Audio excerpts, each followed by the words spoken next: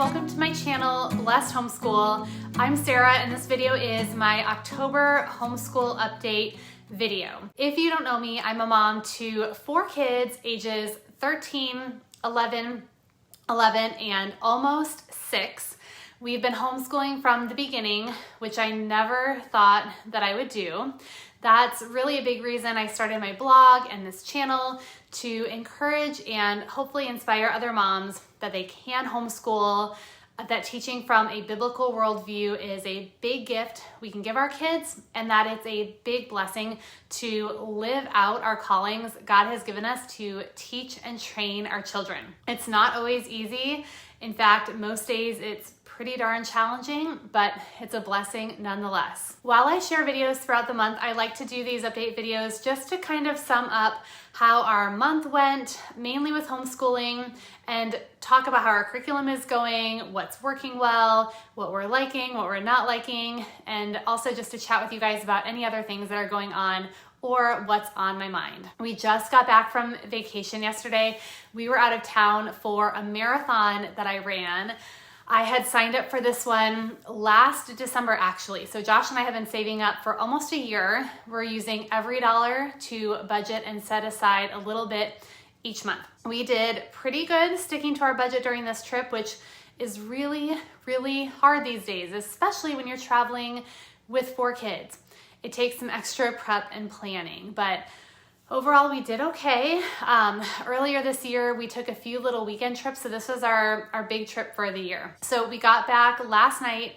It was so nice to fall asleep in our own beds after being gone for a week, and then the tornado sirens went off in the middle of the night. That was fun, trying to get all the kids down to the basement.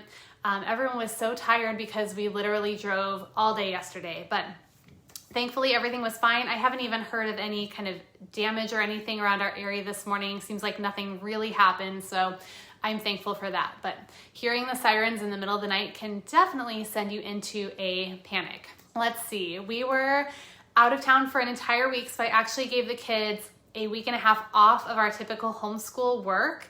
We visited a handful of museums on our trip, so I was still able to log a lot of educational hours, which was nice.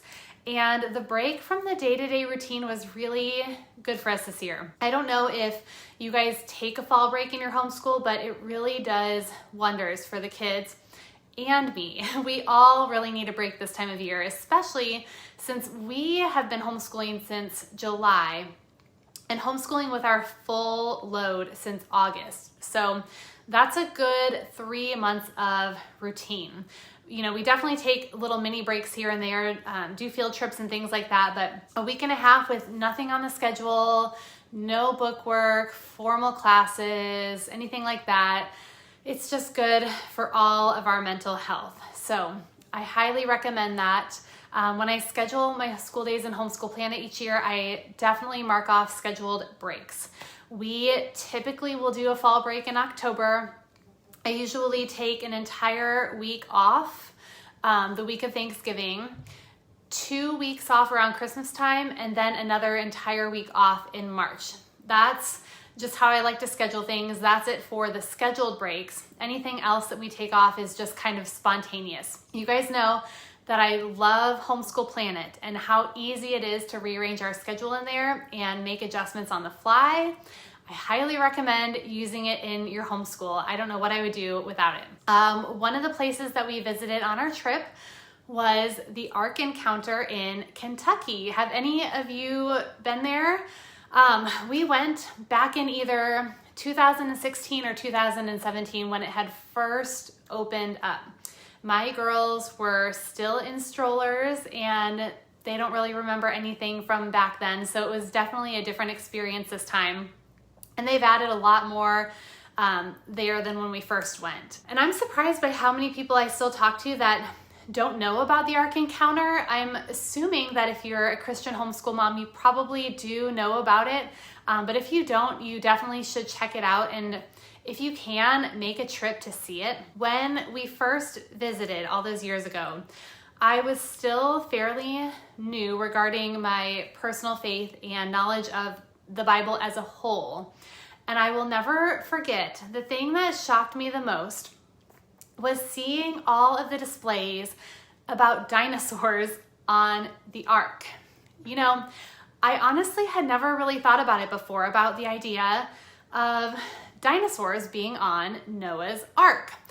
They're never really in all the pretty little ark pictures that you see in storybooks and stuff growing up, right? There's no dinosaurs in there. You know, you go through your entire life growing up in government school, being taught evolution and having these ideas ingrained into you and really, you know, not thinking about it, just kind of accepting it. But then we would go to church on Sunday and learn about God and the Bible.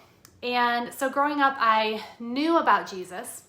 And I believed that the Bible was true. I believed in creation, but I never really reconciled the differences in those two worldviews until the past 7 years or so.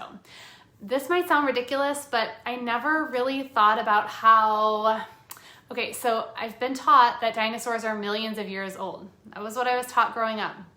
But the Bible tells me God created land animals on day 6 of creation. So if I'm actually going to believe the God of the Bible and what he says, then dinosaurs and people were created on the same day. Honestly, when I first realized that, that was mind-blowing to me. It probably sounds really crazy now, especially if you're someone who always knew that. But I didn't grow up with a biblical worldview or learning how to think through these things, learning how to see God in the entire story of the world and of our lives. And that's why I'm such an advocate for teaching our kids from a biblical worldview, teaching them what worldview even is and having worldview conversations with them, because as they grow up, their worldview is going to affect so many things. We're seeing this right now, right? With everything going on with the election and people arguing over things like abortion and morality, for example. How you feel and your stance on this particular topic and many others is worldview based. Unfortunately, many people are not able to defend their positions fully when questioned on them. I've had a lot of conversations lately where people resort to name calling or simply resort to being okay with not being able to defend their worldview, but knowing for sure in their mind that a biblical one is wrong. It's really interesting and really frustrating. You know, one thing I try to do is ask people questions about what they believe or why they believe certain things. It's not usually to try to start an argument or put people on the defensive, although that's usually what happens, because when you get to the bottom of it, any other worldview besides the biblical worldview simply does not hold up. And in today's day and age, people get offended and defensive about what they want to think without being willing to consider the holes in their line of thinking. I see more and more of this these days. And I know that as a homeschool mom, my goal isn't to force my kids to have a worldview that I want them to have. We talk about all kinds of worldviews. You know, they have to make those decisions ultimately on their own. But we can have discussions about worldview related topics and actually talk about different worldviews and their implications, which is something that they don't do in public school. I absolutely grew up with the two-story view is what it's called, right? So you've got science on one story and then religion on another. Separate, right? Separate stories. But if you believe in the God of the Bible, if you believe what the Bible says is true, and that the Bible contains history, there's no separating those two things. And it ultimately comes down to whether you are going to trust man or trust God and what his word tells us. That's what I love so much about our history lessons right now and being able to teach history to my kids. You guys know I've shared that I have things that I don't love about our main curriculum this year. My Father's World, Creation to the Greeks. It's nothing content-wise that I don't like. The content is great. It's more just the physical components and resources. It can feel scattered to me sometimes to teach, like we're kind of jumping around from book to book. But what I love about this curriculum is the fact that we are learning ancient history and at the same time learning what was going on in the biblical narrative and history. It's so interesting to study ancient Egypt, which is what we're on right now, and at the same time learn about Joseph and Moses and other historical figures like that. And also to think about how the timelines and things that I was taught growing up don't match with what the Bible teaches. I love that we're able to talk about this, that we're thinking about this, because my kids are seeing how so much of the Bible is part of history. There's no denying it. And I saw a great application of this on our trip because not only did we visit the Ark Encounter, but we toured a natural history museum, which was a look at the complete opposite worldview. So this is really important to me in a history curriculum.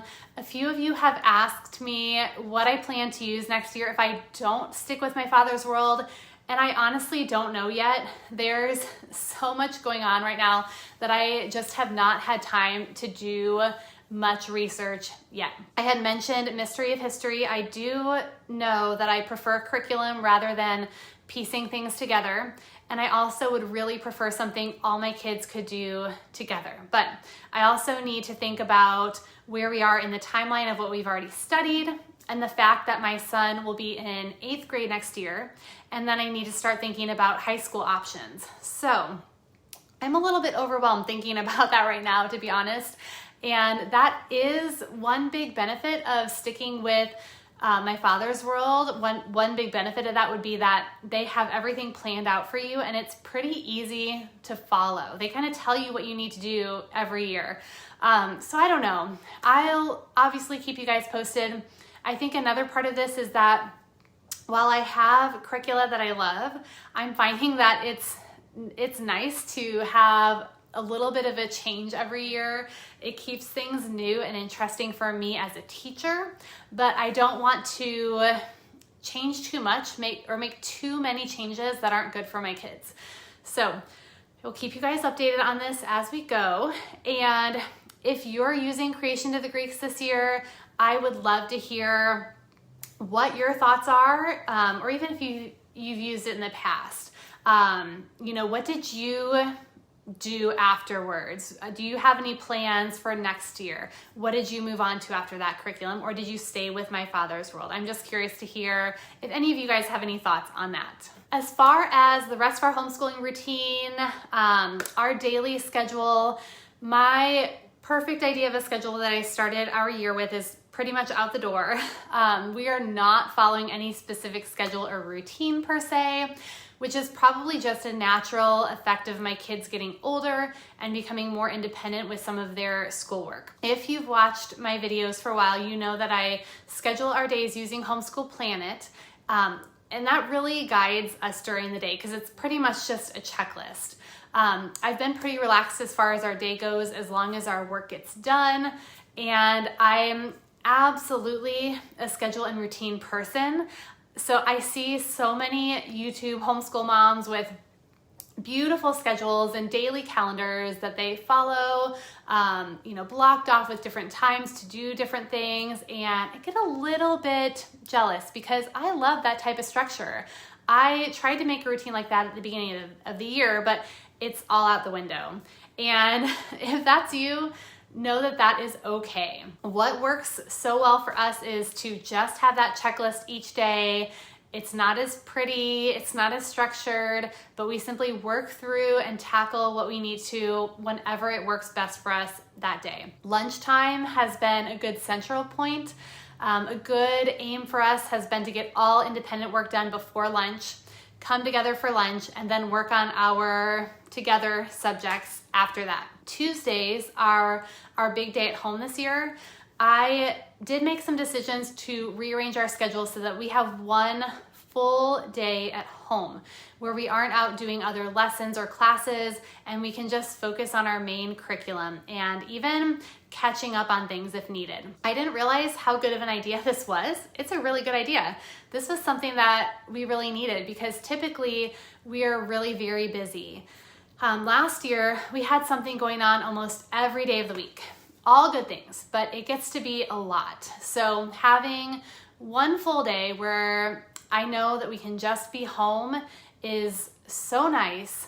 It's been really good for my mindset this year. My kindergartner is doing really well with my father's world this year.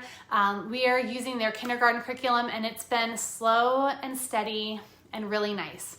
We are using a blend ladder now. So he is learning how to blend letter sounds together and he loves it.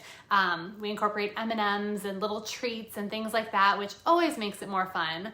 I'm not surprised though that he loves it. He loves all type of schoolwork right now. I think I've mentioned that before.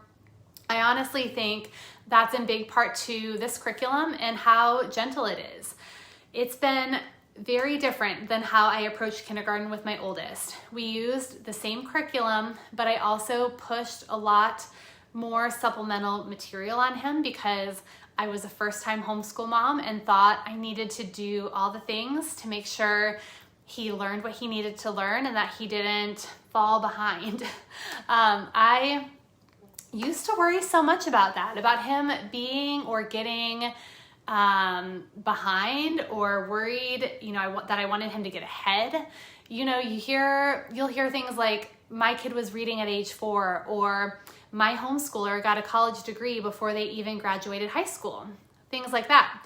Absolutely nothing wrong with those things. I don't know, maybe my kids will do that, but you hear those things sometimes and you feel the pressure.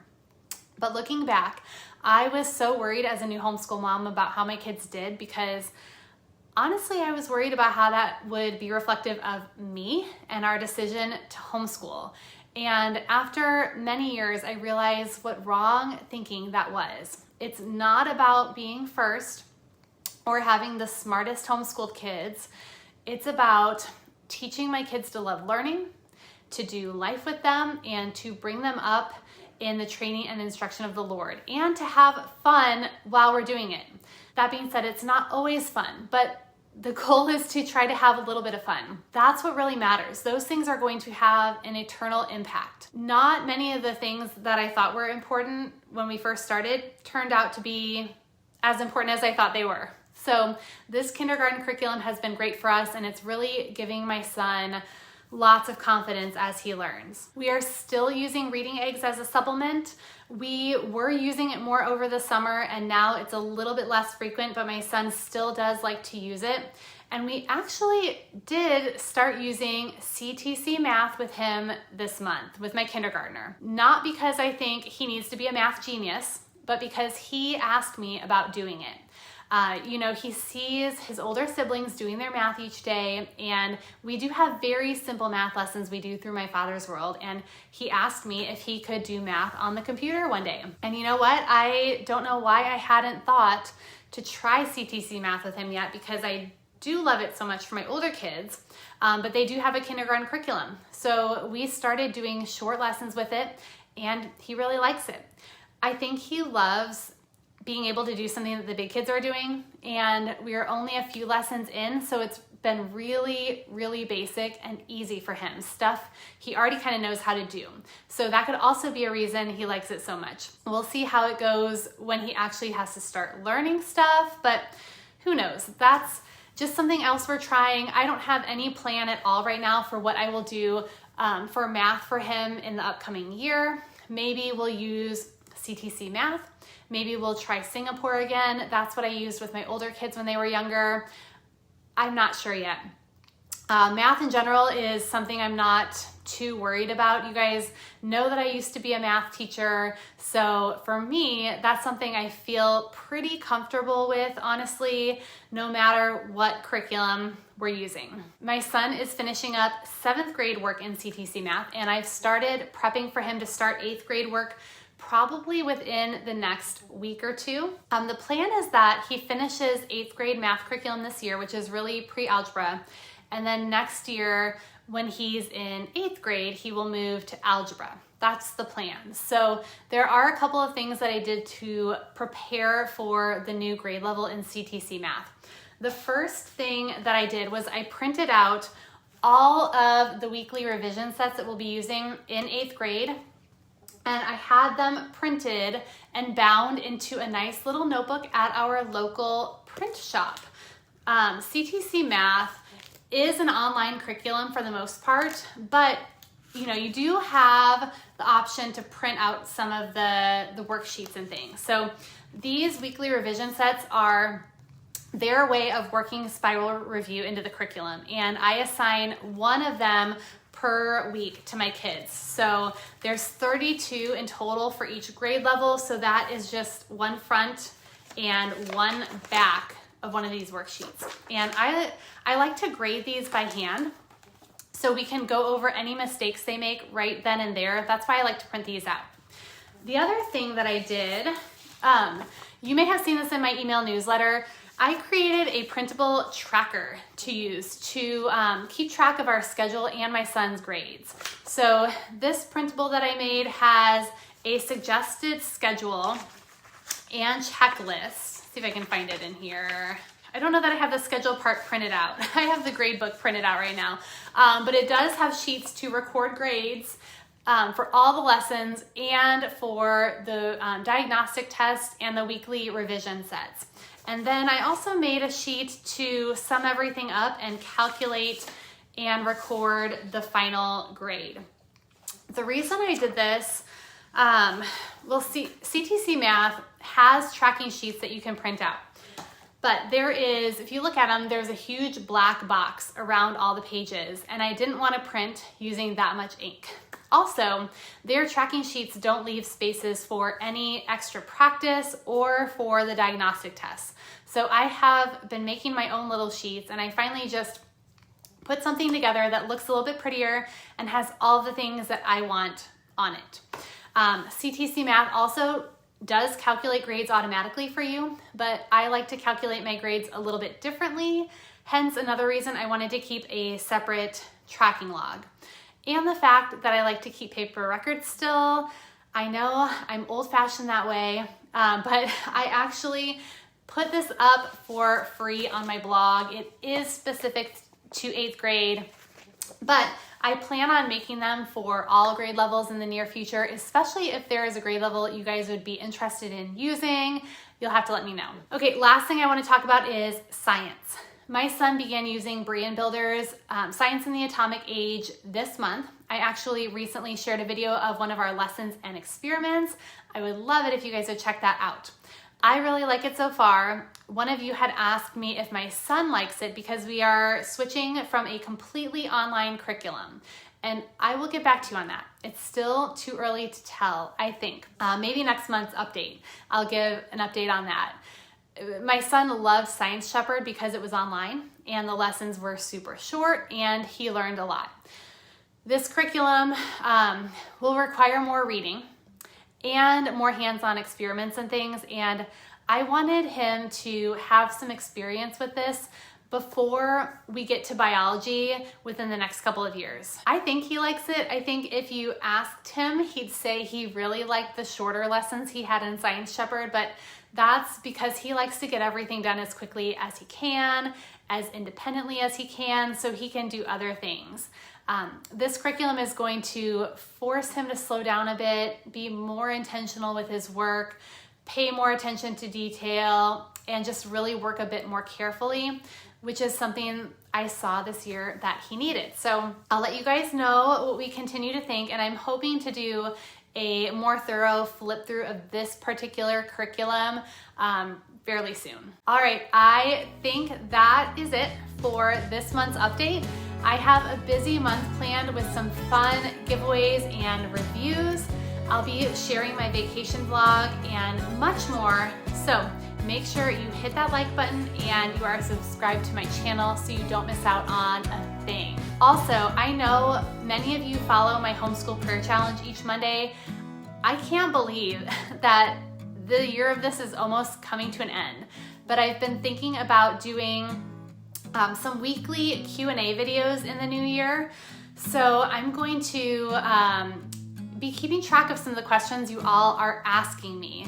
Sometimes I get some interesting questions, sometimes repeat questions, things like that. So if you have any, leave them in the comments below. These could be anything from homeschool related questions, fitness related questions, or just get to know you type questions. I welcome all your questions. And make sure you guys get out and vote. Vote on Tuesday. Please, please, please go vote if you haven't already. Thank you guys so much for watching and for being here. I will see you next time.